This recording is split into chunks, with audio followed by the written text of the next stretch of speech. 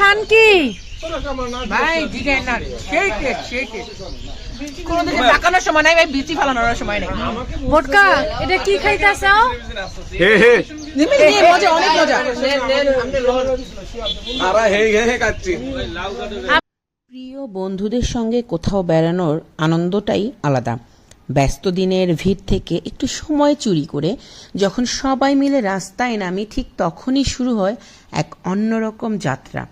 হালকা রোদ, চলন্ত বাতাস আর গাড়ির ভেতর ভেসে আসা হাসার শব্দ, সব মিলিয়ে মনটা থরে থরে ভালো হয়ে যায়।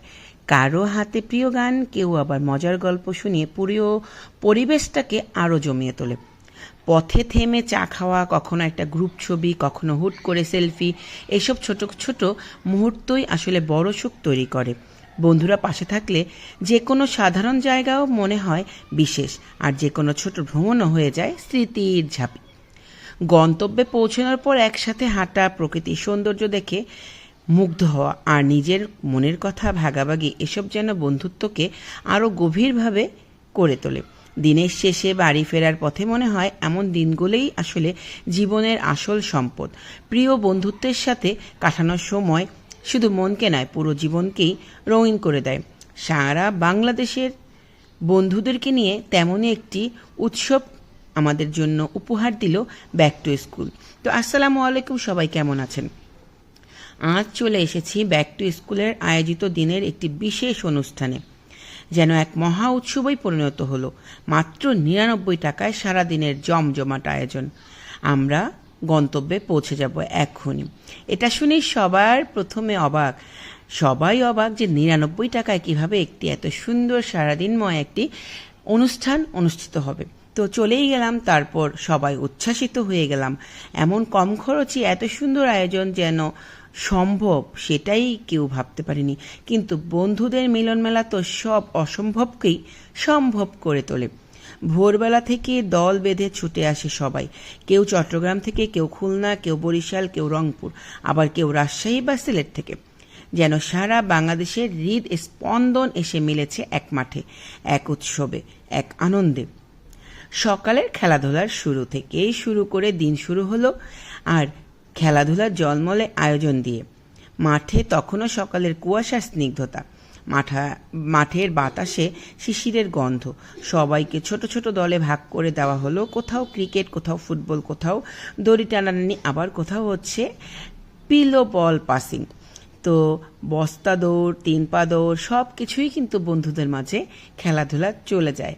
চট্টগ্রাম থেকে আসা রিয়াদ বা যে কোনো বন্ধু আমাদেরকে বলেই ফেললো যে দারুণ প্রোগ্রাম। তো খেলা যত এগোতে লাগলো ততই বাড়তে লাগলো উত্তেজনা। কেউ গোল দিলে অন্য দল চিৎকার করে উঠছে, কেউ হেরে গেলে রাগ করছে, আবার মিনিট না যেতেই হাসি ঠাট্টায় জমে উঠছে। পুরো মাঠ যেন বন্ধুত্বের রং রাঙানো।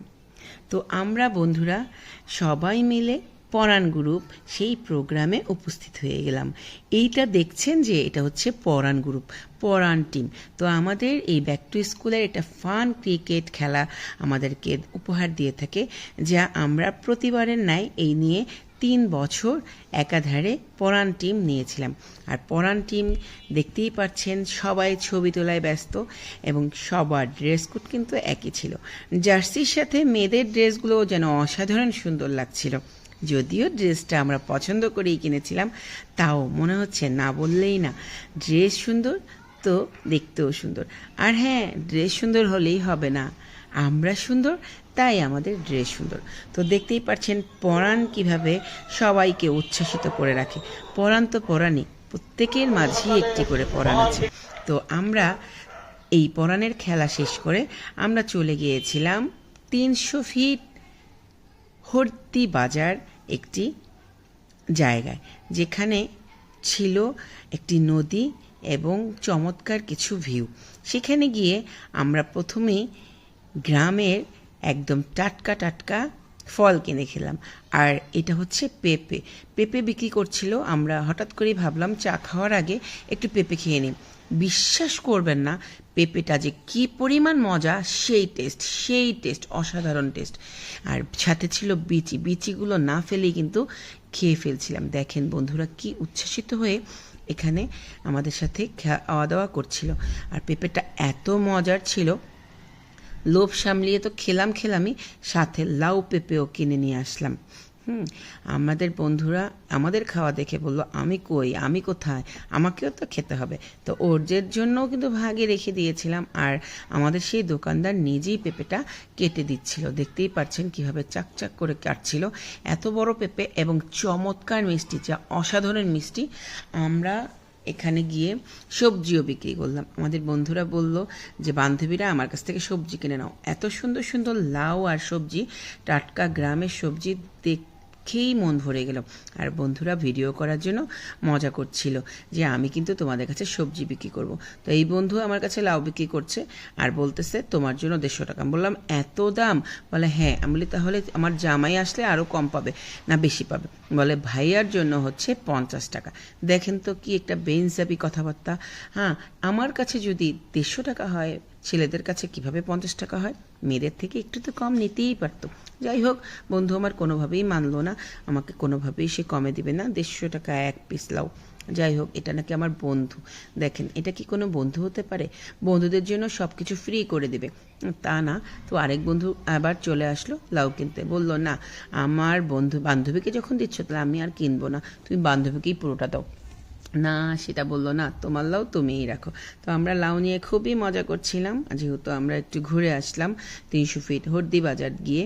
তো আমাদের জায়গাটা খুবই পছন্দ হচ্ছিল, আর এক বান্ধবীর সাথে বন্ধুরা সেই মজা করছিল।